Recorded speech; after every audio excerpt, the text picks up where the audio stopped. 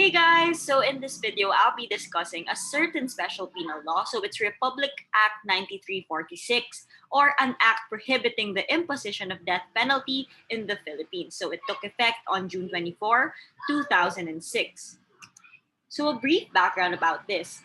Ano ba yung capital punishment? So capital punishment, better known as the death penalty, is a government-sanctioned punishment by death. So it has remained a constant favorite of the debate scene in the Philippines. The results of such talks are unstable and unclear. Looking at history, it has been instated, abolished, reinstated, and finally, natigil na siya nung pinatupad yung RA 9346. So it was President Gloria Macapagal Arroyo who signed the law into effect kasi sinabi niya na yung death penalty, it should be abolished kasi hindi naman niya napoprove na it can be a deterrent to the crimes. Tapos, it has become a dead letter law. So, RA 9346 downgraded the death penalty into life imprisonment or reclusion perpetua as the case may be.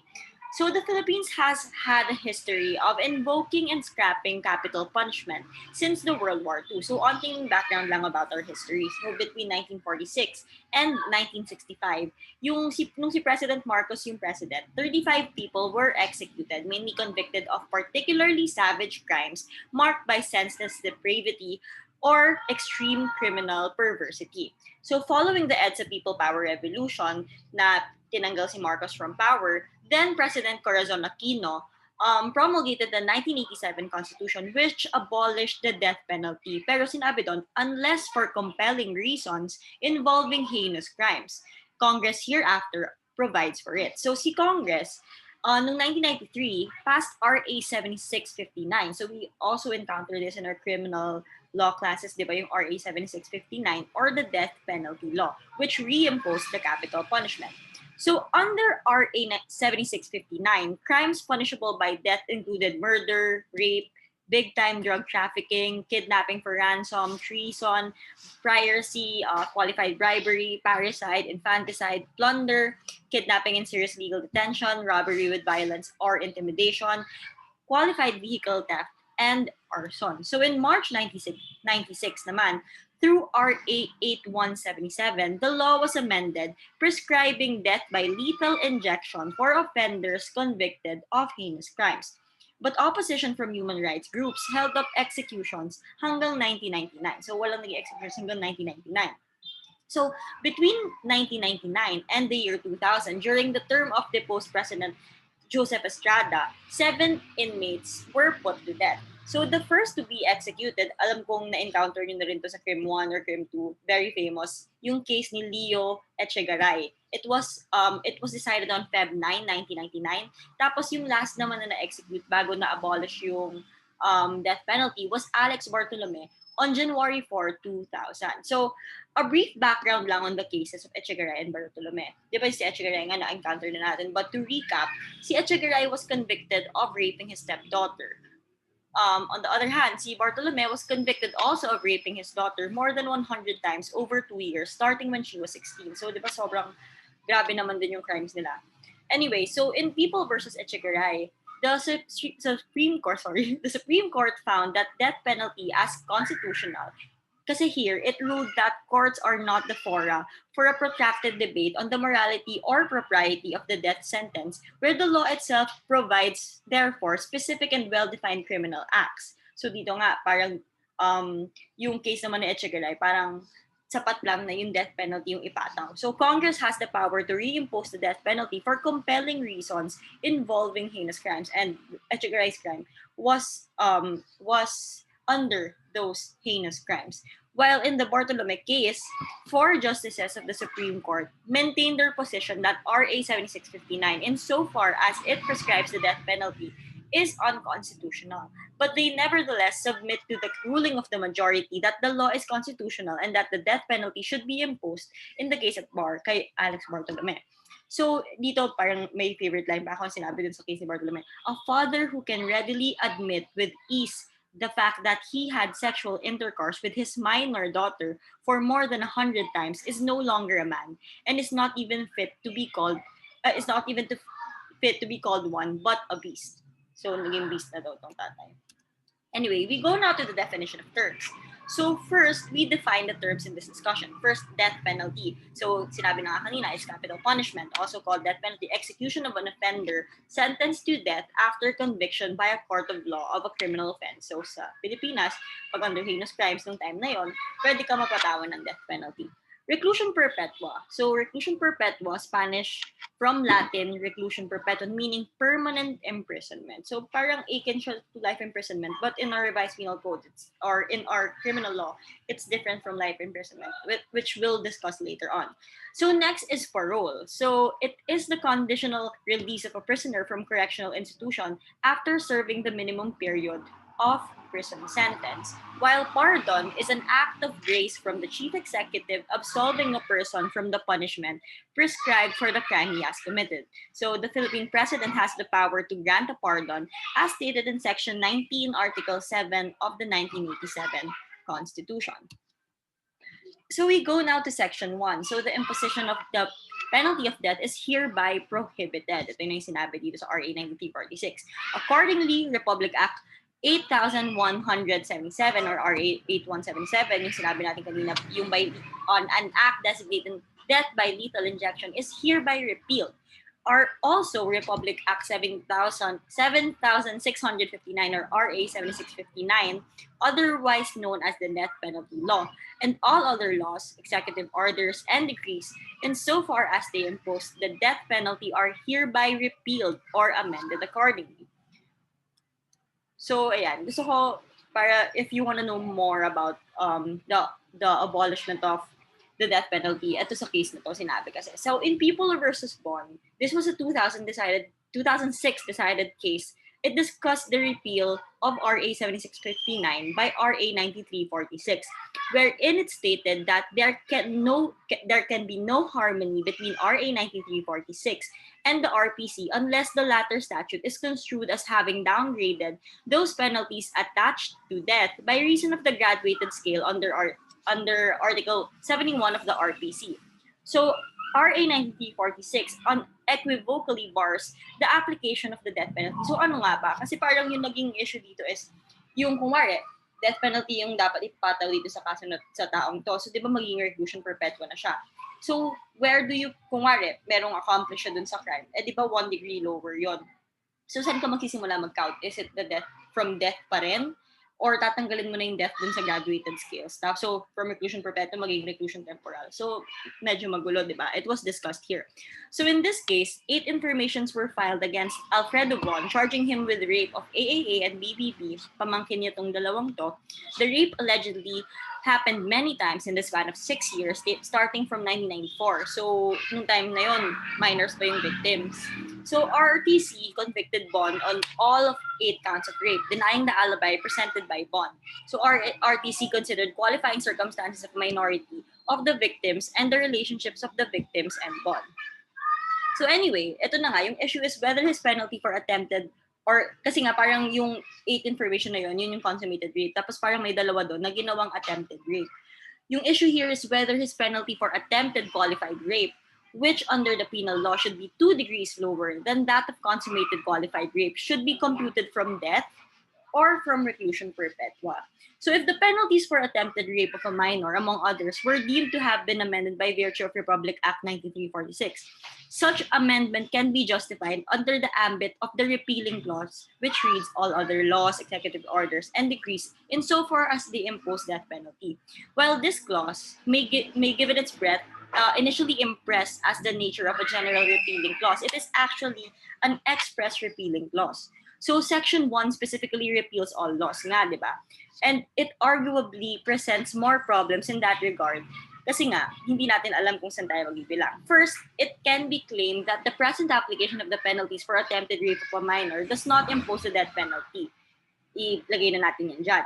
Since none of the convicts concerned would face execution through the application of the penalty for attempted rape, hence, the statutory provisions enforced in determining the penalty for attempted rape or other crimes not punishable by death are not amended by RA 9346. But on the other hand, the operation of the provisions imposing the penalty for attempted rape of a minor necessarily calls for the application, if not its literal imposition, of death as a penalty in the context of applying yung graduated scale ng Article 71 of the RPC. So, parang to cut it short, sinabi nila dito na magka-count ka from reclusion perpetua na. So, magulo pa rin yung magulo and mahaba kasi yung discussion dito. But to make it easier for you to understand, I'll give you an example. Ayan. Eto. So, let's say si X and si Y. So, they were tried for the crime of kidnapping for ransom. Diba? Ito nga, a crime which is punishable by death if consummated. Kasi diba, isa to sa mga heinous crimes na sinabi ko kanina. So, X was charged with as a principal for having directly participated in the kidnapping. Pero si Y was charged as an accomplice for having allowed X to use his house to detain the victim even though Y was abroad at the time of the crime and otherwise had no other participation therein. So accomplice lang siya. So both X and Y were convicted by final judgment. Since X could no longer be met with the penalty of death, he is sentenced instead to reclusion perpetua. Kasi nga ito yung pinapatupad ng RA 9346. Reclusion perpetua na lang. And si Y as an accomplice should receive the penalty next lower in degree or reclusion temporal.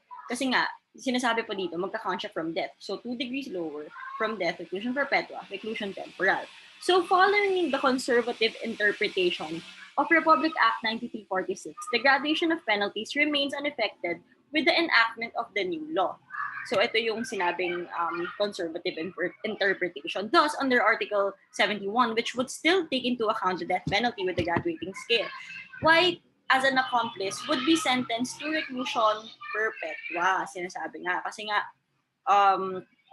magiging parang same sila ng penalty ni principal. So this was found to be erroneous kasi nga yung isa accomplice lang naman, tapos yung isa yung principal. Pero parang magiging parehas lang yung yung punishment nila. So 'di ba parang unfair naman yun. And it goes against our criminal laws.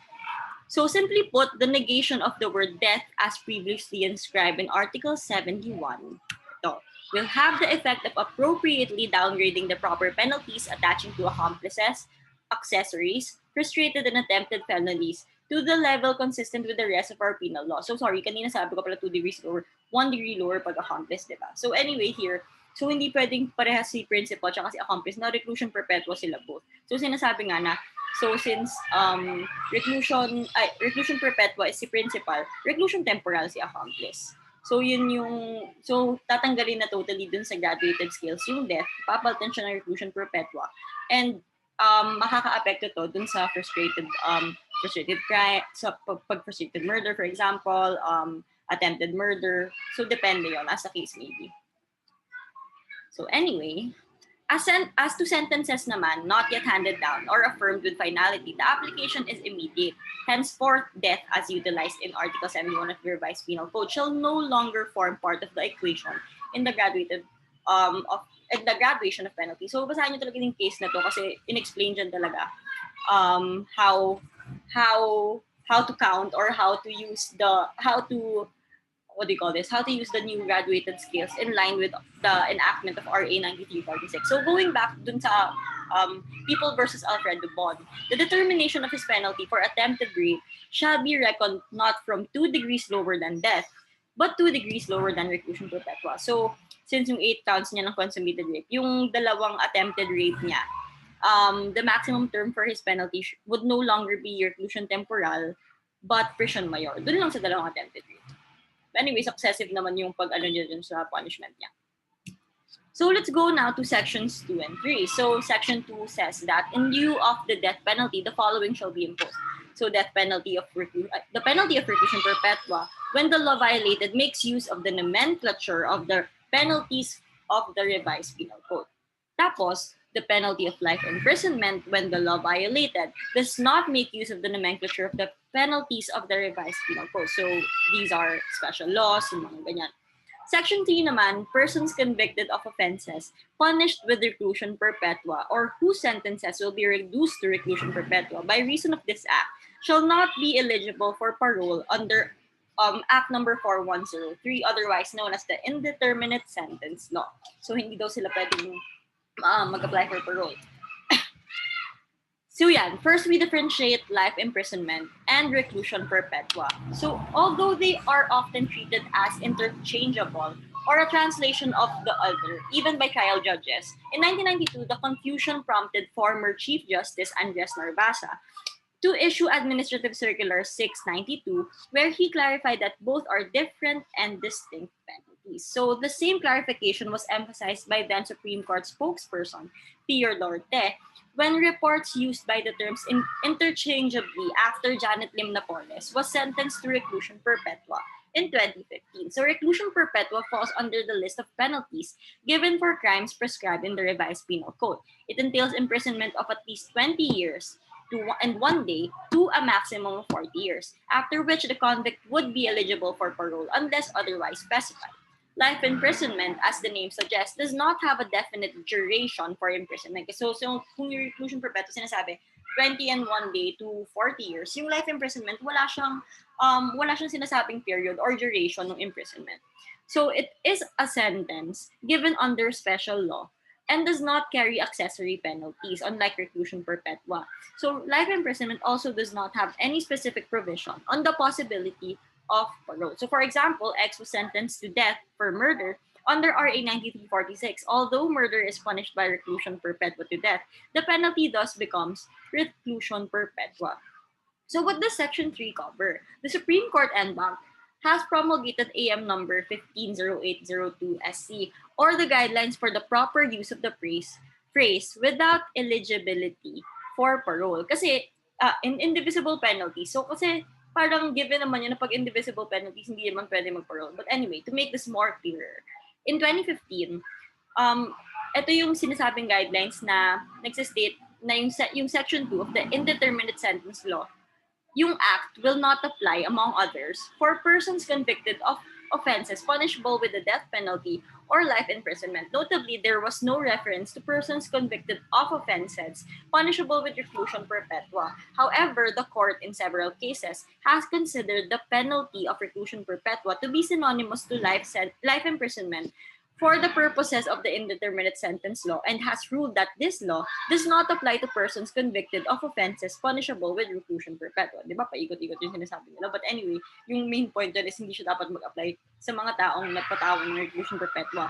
So parole is extended only to those convicted of divisible penalties. Reclusion perpetua is an indivisible penalty and carries no minimum or maximum period. Section 5 of the Indeterminate Sentence Law provides that it is after any prisoner shall have served the minimum penalty imposed by him, that the Board of Indeterminate Sentence may consider whether such prisoner may be granted parole with no minimum penalty imposable on those convicted of a crime punishable by reclusion perpetua. Then prior to the enactment of RA 9346, persons sentenced by final judgment to reclusion perpetua could not have availed of parole under the Indeterminate Sentence Law. Since the distinction between reclusion perpetua and reclusion perpetua without eligibility for parole is more apparent than real, then there is no more need to append the phrase without eligibility for parole. Para nagiging useless kasi without eligibility for parole.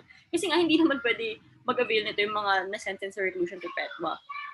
Pero medyo ginawang clear naman dito sa guidelines kung ano bang gusto nung patunayan dito sa RA 9346 nung sinasabi nilang without eligibility for parole. So, in cases where the death penalty is not warranted, kung hindi naman talaga death penalty, kung hindi reclusion perpetua lang yung talagang magiging penalty niya, the phrase without eligibility for parole does not need to be described and be affixed to the reclusion perpetua. It is understood na si convicted person ng reclusion perpetua, hindi talaga siya pwede mag-parole. Pero sinasabi dito na if death penalty pala talaga dapat yung sentence niya, pero dahil sa RA 9346, naging reclusion perpetua lang, ilalagay dun sa what do you call it, sa judgment is reclusion perpetua without eligibility for parole. Basically, yun naman sinasabi ng guidelines dito. Anyway, to make it clearer, ito yung verbatim na sinabi ng guidelines. In cases where the death penalty is not warranted, there is no need to use the phrase without eligibility for parole to qualify the penalty to reclusion perpetua. It is understood that the convicted persons penalized with an indivisible penalty are not eligible for parole. And number two, when circumstances are present warranting the imposition of the death penalty, but this penalty is not imposed because of RA 9346, the qualification of without eligibility for parole shall be used to qualify reclusion perpetua in order to emphasize that the accused should have been sentenced to suffer the death penalty had it not been for RA 9346. So yung papamukha na sa kanya, dapat, alam mo, death penalty kay. Pero dahil sa RA 9346, reclusion perpetua lang, pero without eligibility for parole. Parang yun, ganun lang yun, basically.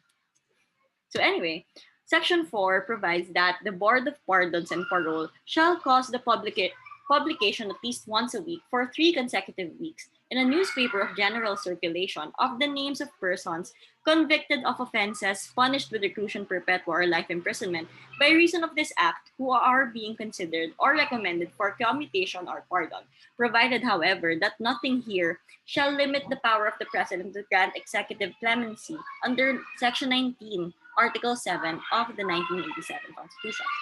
So ano nga ba yung pardon? So a pardon is a form of executive clemency that's granted post-conviction, an act of grace from the chief executive absolving a person from the punishment prescribed for the crime he has committed.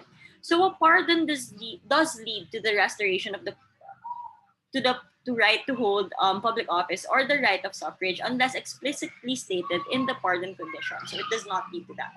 So it, however, does not absolve the convict from paying civil indemnity imposed by the sentence. This power does not cover those who violated election laws in which any petition for pardon has to have approval of the Commission on Elections. So Justice Secretary Menander Guevara said that the President may exercise this plenary power of executive clemency at any time and under any circumstance. So a petition, paano ba nagagawa yung pardon? So a petition for pardon should be addressed to the Philippine President and coursed through the Board of Pardons and Parole. It should also be supported by documents such as a certificate of finality of judgment and documented service of sentence, among others. So authorities are expected to conduct an investigation prior to the grant of pardon to determine if the applicant is eligible. So eto na, let's go to Section 4. So in Section 4, it states that the Board of Pardons and Parole shall cause the publication. So ano yung reason nito? So the reason for the publication is because pardoning is a power of the President that is of public concern, especially to those related to capital punishments. Kasi nga, itong mga crimes naman under capital punishment and basically criminal law in general is of public concern. So, onting kwento lang din na si President Gloria Macapagal Arroyo was a vocal opponent of the death penalty and also approved a moratorium on the carrying out of the capital punishment. This prohibition was later formalized into a full law when the Congress passed nga itong RA 9346, which we are discussing right now. So the next year, after 2006, the Philippines became a party to the Second Optional Protocol to the International Covenant on Civil and Political Rights regarding the abolition of the death penalty. President Arroyo controversially pardoned many prisoners during her presidency, including a 2009 pardon for all remaining felons convicted for the 1983 assassination of former senator and opposition leader Benigno Aquino Jr. So before we end, so are you for death penalty or not in 2021? Kasi nga may mga talks ng parang kakaupo pa lang ni President Duterte about reinstating death penalty. So we see in the screen the pros and the cons of death penalty. So killing people through the use of the death penalty is an irreversible act which has wrongfully killed many innocent people across the world. It prohibits the correction of mistakes by the justice system and leaves no room for human error, with the gravest of consequences. Democratic and just societies are, by definition, required to provide due process to people before the law. The death penalty often violates the right to equality and non-discrimination. Statistics worldwide have repeatedly demonstrated that the use of the death penalty consistently and disproportionately discriminates against the poor and most marginalized individuals and subsequently results in social injustice. So there's no credible evidence or recognized research that demonstrate that the death penalty deters crime. Wala naman eh. Including drug offenses, any more than lengthy imprisonment does. So it is not the severity of punishment that deters wrongdoers, but it is certainty. So to curb crime, the focus should be on reforming the justice system, rendering it more effective, while also ensuring that it is humane. So, ito yung isa sa mga comments din ng mga lawyers na nababasa ko na comments nila about death penalty. So, is the death penalty the antidote to crime? Will criminals be afraid to commit a crime if they see that the government is determined to execute them? What would prevent the people from committing crimes is the certainty of apprehension, speedy prosecution, and if warranted, conviction. At present, severe imperfections in our justice system, where justice can be bought, could likely result in a situation where the innocent who cannot afford the services of adequate legal counsel due to poverty might be executed. Di ba? Parang medyo anti-poor naman talaga siya. So anyway, back in 2004, the Free Legal Assistance Group, or FLAG, did a survey of 890 death row inmates. So among other things, FLAG found that 79% of death row inmates did not reach college and 63% were previously employed in blue-collar work in sectors like agriculture, transport, and construction. So one main reason behind the disparity is that the rich inmates have much more resources to aggressively defend themselves in court compared to poor inmates. So may imbalance nga talaga. And yun nga, even assuming for a moment that it was a deterrent, the death penalty tended to discriminate against the poor and was subject to alarmingly high error rates. Ay nako, share ko lang, kakapasa lang ni Yorme ng ordinance about that. Nako, ang ingay ng mga motor, kakaloka. Please, to my friends who rides motors, wag naman yung maingay na ganun. But, so anyway, to end our discussion, it is no wonder that so many countries around the world today have abolished the death penalty rather than retained it. So, yung nakita ko kasi sa net, as of 2015, 140 countries have abolished the death penalty in law or in practice. Crime is a more complex and nuanced issue than many of our politicians will care to admit. Reinstating the death penalty and equating death with justice is patently naive and simplistic way of going about it. So if you're gonna ask me, I'm really, well, siguro kasi syempre, hindi naman ganun, we shouldn't take death lightly. So it should be a matter, talagang discourse pa rin siya until now, and it should be a matter we should think about. Lalo na ngayong panahon ng pandemic na dami na nga namamatay, ipapatupad ba pa ulit yung death penalty.